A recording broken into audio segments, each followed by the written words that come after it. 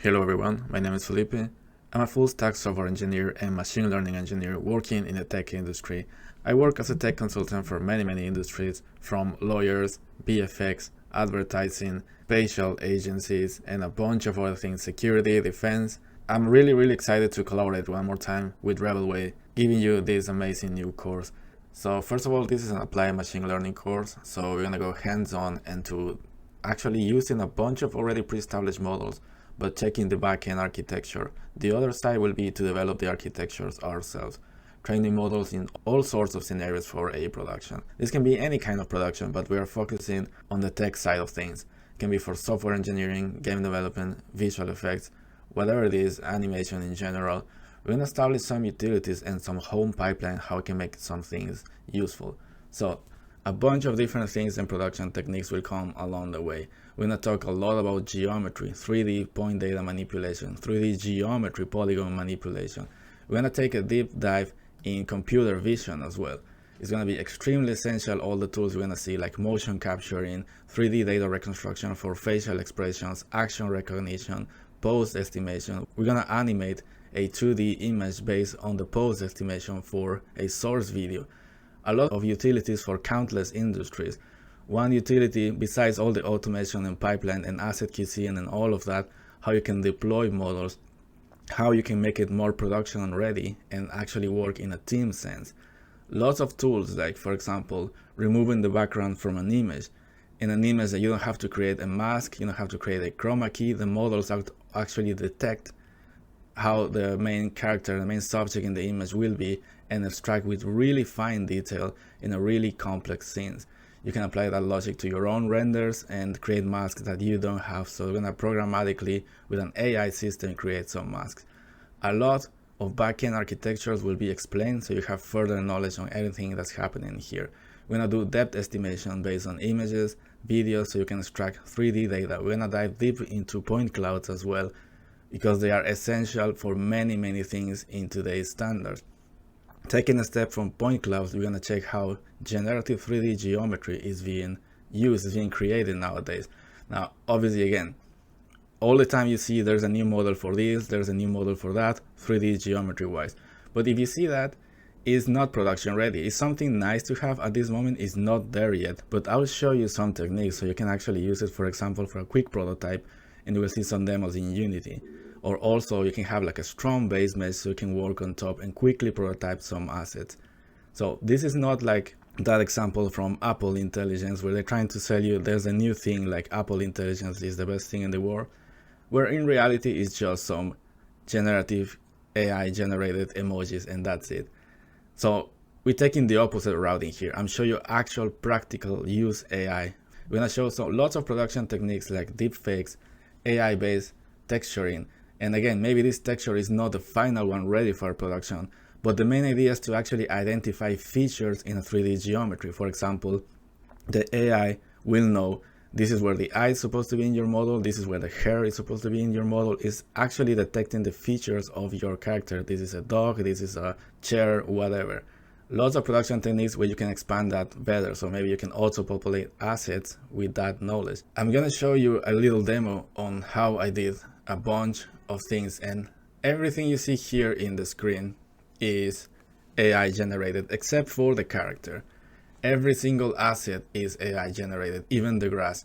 I needed to experiment how the grass is gonna move, first of all, like how the grass is gonna look, the shader for the grass. And the second thing, I wanted to explore new calling techniques for this particular game I'm testing. Calling techniques in terms of hierarchical calling, occlusion calling, camera calling, a bunch of things. So I need an environment with full grass. So everything you see in the shot is AI generated for that reason, to quickly prototype what I actually need to prototype.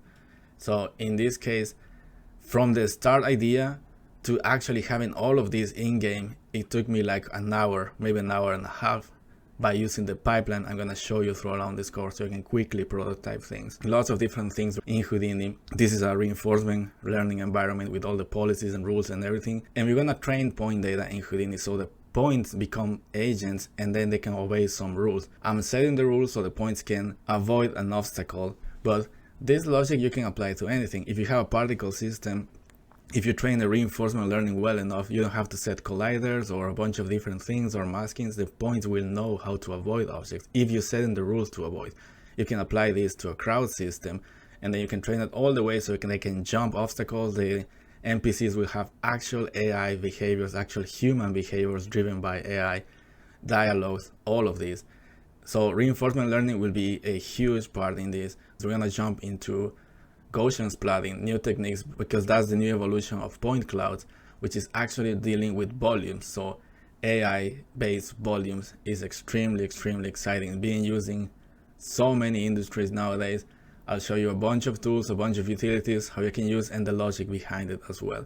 We're gonna go in and out of computer vision along the way because it's extremely essential. We're also gonna do some really useful utilities, like for example, extending animation. Say you have 500 characters with different animations, and for some reason you need to extend all of those. So we will do a sequence prediction to predict with a basic animation what are the next 10 frames for this animation, but the logic will follow to anything you wanna do. Lots of utilities like that, useful utilities, so you can extend models, extend animations, extend logic with LLMs, and a bunch of things like that. Going back again, we're gonna check deepfakes, all the technology behind deepfakes. We're gonna go hands-on for all of these I'm mentioning and actually start using it, and I'll show you like every single step along the way. One of the main parts of this course will be reinforcement learning as well. It's one of my favorite fields in the world of AI. We're gonna train agents. You're gonna start with something simple like using the gym from OpenAI, then we're gonna escalate that to an AI system that can play Mario Bros. So what's the usage of an AI playing Mario Bros? If you think on the big picture, if you start training an agent that can perform those actions, you can take it all the way into real life robotics, self-driving cars, self-landing rocket ships. If all of that stuff is being driven by reinforcement learning, so I'm showing you the basics on how that works. If you can make an agent play a video game, it can learn anything the agent wants. Also, we're going to check deeply into LLMs, not just like chatting with an AI bot, how to really make it an assistant for your production. You can be a very specific Blender assistant, a very specific Houdini assistant, and if you mix it with reinforcement learning, it can actually perform actions like publishing shots, creating assets, and a bunch of different things. I'm gonna show you how to feed your own data for your own documentation, maybe for in-house documentation in your LLMs. So you will have an AI smart assistant in your company. You don't have to rely on waiting for a long time for tickets if you have an issue with something. If you feed it well enough with well enough data, with proper data, it will be really smart, and it can actually solve tickets for you. You can ask it about questions about the software in your company, your own in-house documentation. Since we are working in production, I'll show you everything about the production, APIs, how to track your experiments, how you can tackle a problem or a subject or something you need to do that AI is going to benefit you all along the way. And in the same way, we're going to check a bunch of really advanced topics. At the same time, we're also going to check the cheaper versions, which is traditional heuristic machine learning algorithms, which you will see along this course. It can save your life in a production. Sometimes you don't have to go like the super heavy route. So we're going to explore a lot in this course.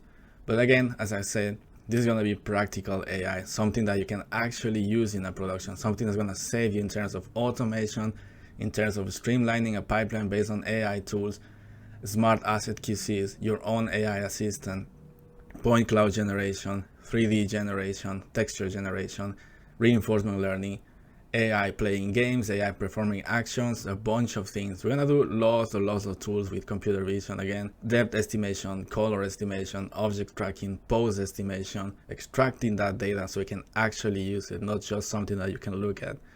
I'm extremely excited for this. It's something quite unique, and all I'm describing here is just some parts of everything we're gonna see along the way. But it's gonna be extremely cool, and I can't wait to get started for this.